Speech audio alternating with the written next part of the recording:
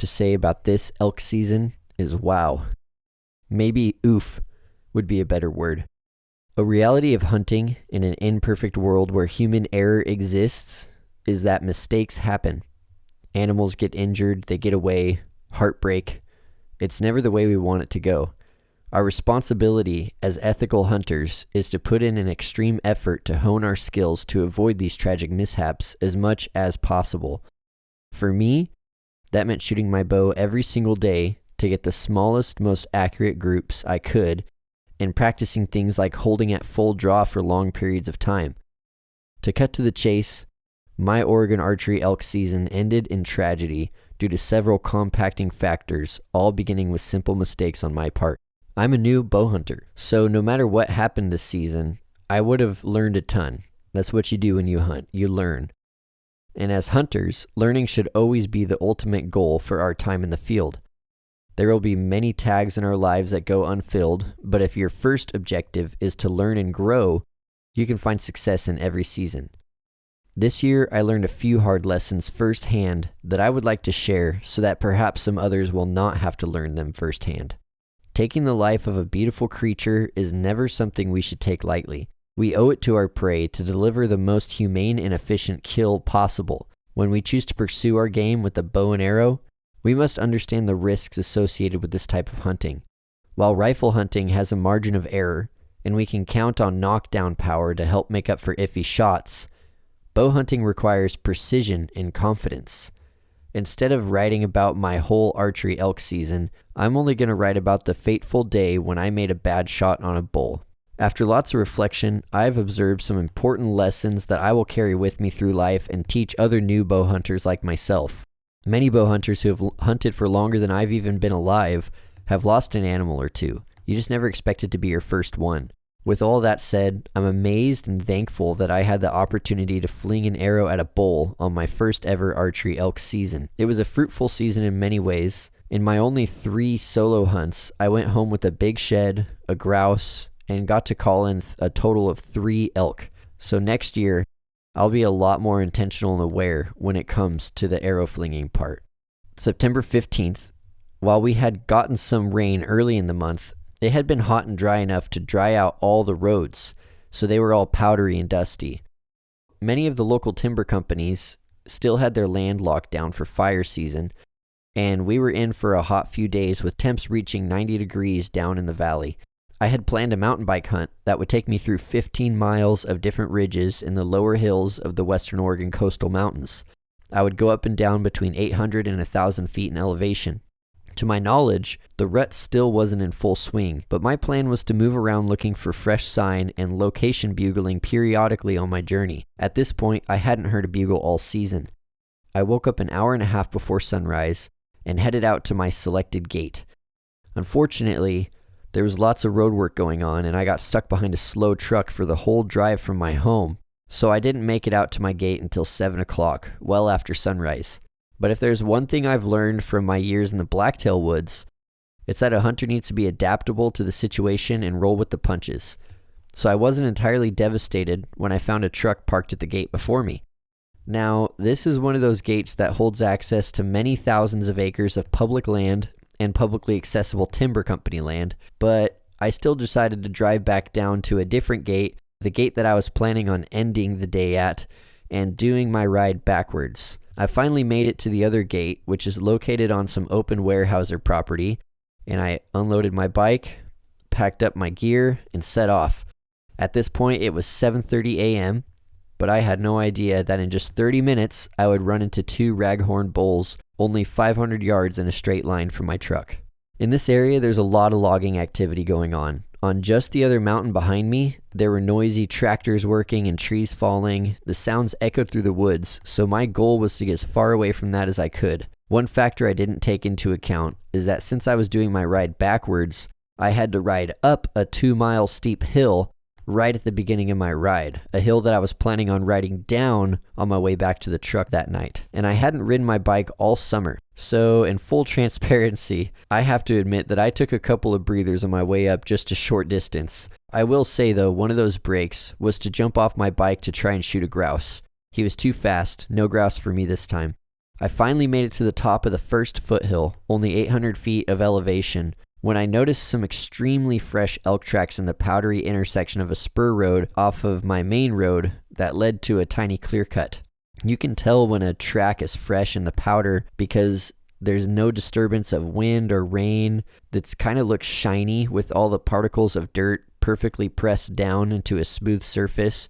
Even after just one day of dew, the dirt will start to spring up and it won't look as shiny. So I knew these tracks were really fresh. This whole section of road was like a track trap, and it was filled with tracks from all different kinds of critters out there. But the elk tracks were obviously from that morning. They were the freshest track in that whole spot. Sticking to plans made days in advance doesn't fill tags. And in the field, we always need to be willing to change our plans based on what we observe. In that moment, I knew a long-distance bike ride over multiple ridges probably wasn't going to happen. And I was okay with it because I found some fresh sign. I had to lock up the bike and start following these tracks on foot. The wind wasn't perfect, sideways, but as long as those elk stayed on the road and didn't dive off the edge into the reprod, they wouldn't win me. Even though it became hard to track the elk on the rocky, overgrown spur road, I managed to pick up a track or two every 50 yards and cautiously continued. I didn't know it at the time, but I was catching up to 2 raghorn bulls who had gone down that spur road on their way to the tiny clear cut that was not obviously visible from any of the roads in the area. At this point, the thermals were starting to switch in the sunny areas, and the road I was walking went directly down the spine of a finger ridge. I only cow called when the wind was in my favor, but because the thermals were switching, it would frequently swirl around, so I didn't get to call very much. I very slowly crept down the road, peeking cautiously around each corner, half expecting to see an elk feeding on some brush. I made it exactly 400 yards from where I parked my bike, when suddenly I heard a stick pop in the distance. The sound came from far off to my right. All I could see at this point was reprod. I was oblivious to the fact that the clear cut was only 30 yards away from where I was standing on that spur road. I froze at the sound and waited. Then, a minute later, straining to hear, I heard another branch break far off. I knew that it had to be there were elk down below me, and I nocked an arrow. My wind checker revealed that the wind was now drifting up the road toward the direction that I came from. So I moved into the trees just off the road, expecting that when I called, a bull would come back up the spur road toward me. I cow-called and waited. And that was when the infrequent sticks and branches popping turned into crashing in the clear cut below me, and I knew it was game on. At this new sound, I was able to pinpoint exactly where those elk were, 150 yards away on the opposite side of a clear cut.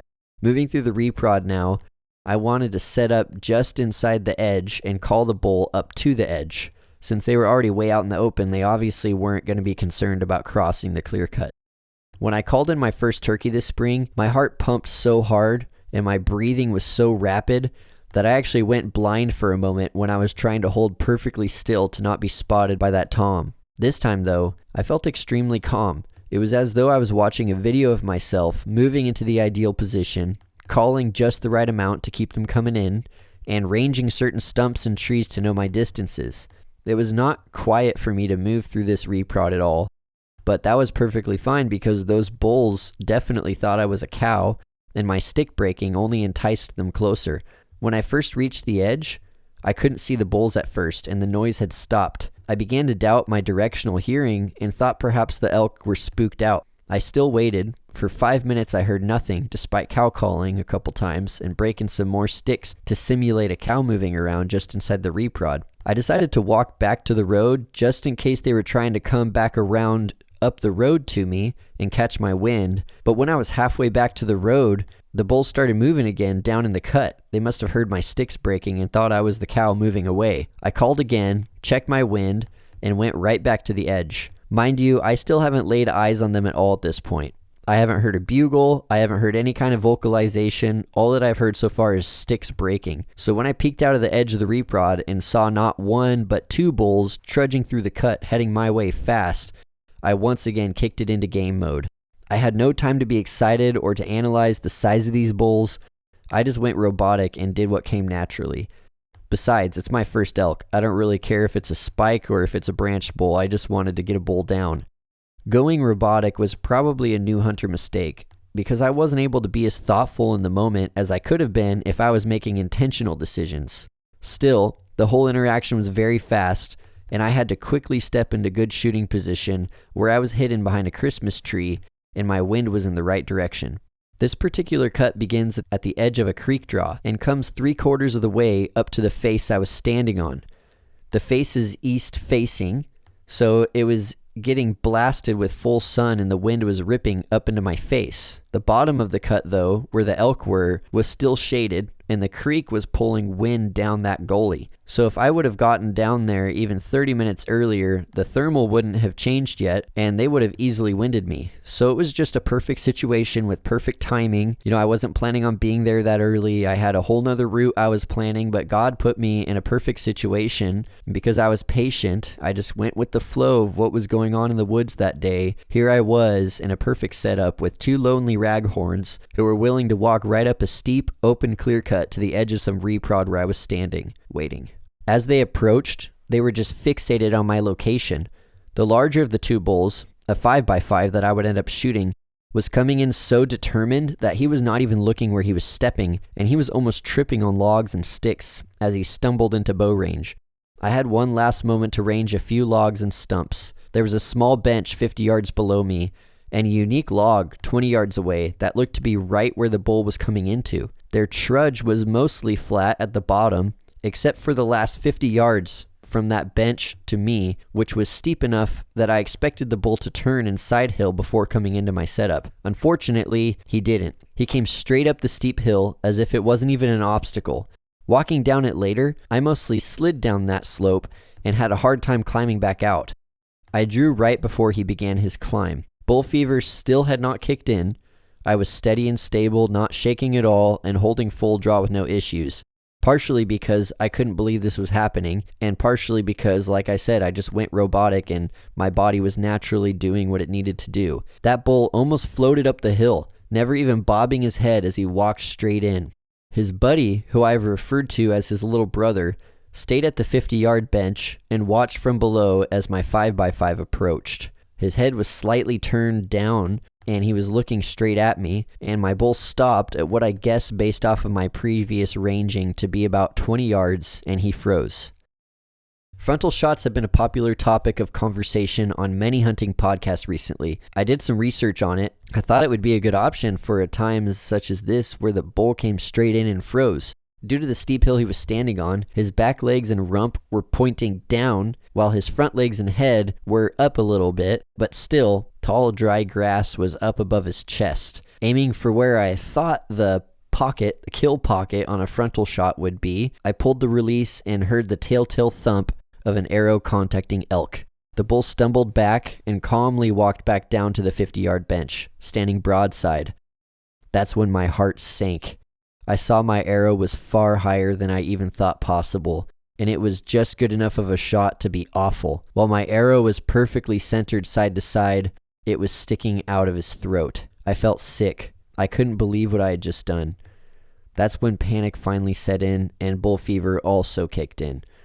I quickly nocked another arrow and used my 50-yard pin to desperately try to get a broadside shot in, but it went under his belly. Before season, I told myself that 40 yards would be my maximum effective range due to my draw weight, my arrow weight, but when I had another opportunity at 60 yards, I had to make one last desperate attempt to put a better arrow into this elk, but once again, it was a clean miss. He walked forward about 100 yards away and stood coughing and sneezing up blood. There was absolutely nothing I could do at this point. I went numb with emotions of anger and sadness, complete desperation. There was nothing I could do now. I had just injured a giant, beautiful animal with a shot that was not likely to be immediately fatal, if at all. It was now 8:30 a.m. In that moment of panic, in any moment of panic, you sort of make silly observations. And 2 silly observations that stuck in my head. Well, for one, his antlers, when he looked at me before I took my shot, made a perfectly round uppercase U. Just round with no angles at all. Second of all, my bull looked far bigger in body size than his little brother, who was also lighter in color. Little brother was a goofy 4x-spike with a brow tines on both sides, and he was completely unaware of the peril that awaited his travel companion. So he decided to go check out this hot cow on his own. At this point, I was just crouched down watching my injured bull, who still thought that he just walked into a sharp stick. The other bull climbed into the trees with me and got within about 10 feet. He was broadside. He didn't know I was there. He was looking straight ahead, trying to get deeper into the reprod. I held perfectly still, hoping not to spook them, because the last thing I wanted was for them to run over to the next mountain. Eventually, he got a bit uncomfortable with the situation. He must have winded me or something, but he never fully busted. He just kind of trotted down to his friend, and then they both very slowly and calmly walked straight south through the clear cut, up the creek draw, and entered into the reprod on the far side of the cut. I waited until I could no longer hear sticks popping, and I went to investigate the blood trail. Reality was still setting in, and I sent out a desperate text to my friend, who I would consider my archery consultant, Jericho. The text read, "Dude, I screwed up. I hit a bull, but it's bad. Bad shot." I had service just enough for him to call back, and I explained my shot and told him where to meet me. We had a long weekend ahead of us. Immediately after I hung up from that call, I didn't even have enough service to text my wife. So I take that as another God thing that I was able to get a hold of Jericho, who could come out and help me figure this mess out. I climbed through the creek, squeezing through blackberry hedges, and climbed up a steep draw to get onto the main road and reach my truck without intercepting the elk. So my bike was just left up there tied to a tree because they were kind of heading in the direction of where I tied my bike up that morning. I took the painful trudge as punishment for my mistake, all the while praying that God would allow me to track this animal down and finish him off without as much suffering. My thoughts raced. I waited for Jericho for a while in my truck, listening to worship music, praying, and eating some food. When he finally arrived, I relayed the whole story to him again and showed him the waypoints of where the elk were, where they went, and where I saw the first blood. We went back to the place of the shot and found both of my missing arrows. It was now 3 hours after the shot, which we thought was a good amount of time to wait for an elk who left a decent blood trail to die.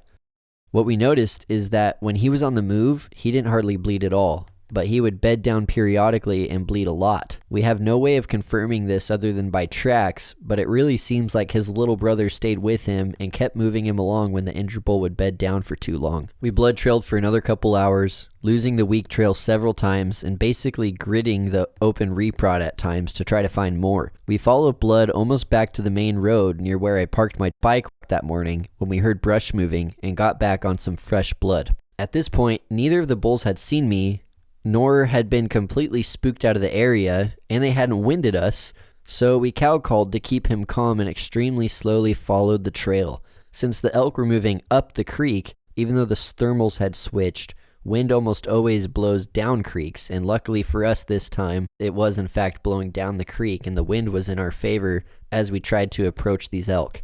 We followed the blood trail and found that he had in fact crossed the road into a patch of greener, thicker reprod, more like Christmas trees. So we decided to pause and eat lunch. While we ate, we called periodically, and that's when we heard brush moving above us off to our right. I tried to sneak in close to the source, but it had ceased. We investigated and found where a bull had likely climbed up the embankment into the thick reprod, when suddenly Jericho saw a bull standing up on the bank looking directly at us for just a split second before it busted and ran further up the hill. To this day, we still don't know if that was my injured bull or if it was little brother, but we went back on the stalk and kept pushing in, desperate to put another arrow in him and finish him off. This is when things really started to go haywire because an elk had laid eyes on us, so he no longer thought we were cows. He knew something was going on. We got close to him multiple times. One time we were so close we could hear him struggling to breathe. It almost sounded like a buck grunt, but it was just him having trouble breathing. But there was no visibility into those thick trees. He busted one more time, a quarter of a mile away from the very beginning of the blood trail, and completely stopped bleeding after that. At this point, the bull hit yet another old logging road and left the country. We were able to track him for another quarter of a mile, but we lost tracks, and there was no blood in that whole distance. We spent the rest of the day until dark walking all the roads and trails in the area looking for blood, but we came up short. I had a very depressing drive home that night.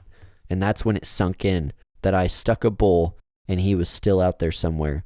There was no way of me knowing if he was dead or alive. My prayer that night is that he's either still alive and he'll survive and we will never see him again, or that he's dead and I'll find him the next day and be able to salvage the meat. The next day, Jericho's dad, and I all went out and gridded the entire section of reprod near where we guessed he went last. But we never found any more fresh tracks or blood. We also went around cow calling, cautiously sneaking, hoping that if he was alive, he might be ready enough to come back in. Not to mention, Jericho and Jericho's dad both had elk tags.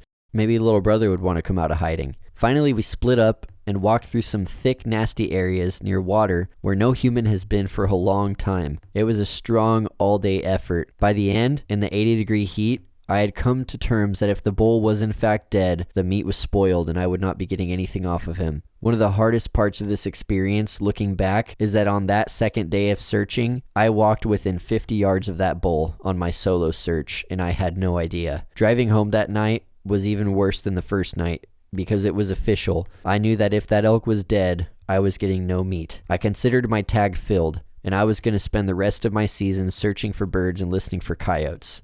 To top it off, it was a punch in the gut that when I got home, my 2-year-old excitedly asked to see my elk. I had to explain to him that I lost the elk, and we wouldn't likely ever get to see him. Even though the events of September 15th through the 20th would not end in a pack-out, we gave it an intense effort. We did about 10 miles each day, and I'm confident that I saw every single shrub and opening in the areas that I gridded. I had to work Sunday, Monday, and Tuesday, so I didn't get into the woods again until Wednesday. I hiked up the road to the top of the mountain where we found our last tracks and just started walking and praying. After about a mile, that's when I found the first vulture sunning himself in the trees. I paused, suspicious that that vulture was there for a reason. Then I could smell the faintest smell of rotten meat and knew immediately that my bull was nearby. On the far reaches of the last place I looked on the 16th, 1 mile from where he crossed the road the last time that weekend, there were massive bear piles everywhere, as well as some very large bear tracks. I put my head down and went into the thick trees and followed my nose straight to him. When I approached the carcass, a large animal busted through the bush before I could see it. I definitely believe it was the large bear who was eating my elk. And then there he was, still mostly intact, but completely rotten. I marked my tag right there and worked to cut off his rotten head.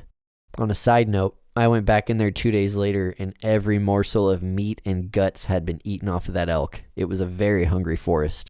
This was a tragic experience. There are a few important lessons that I want other archery hunters to understand based off of this experience. That way you can learn from my mistakes and not have to make them on your own. First of all, I'm going to say there's no room for error when it comes to your gear, when it comes to your bow. You need to get all your gear nailed down before you hit the woods. And for me, my peep sight kept sliding up and down on my string after every shot. I thought that it would be simple enough for me to check my peep in the moments before I shot. I even put some Sharpie on the spot where I knew I needed to put my peep.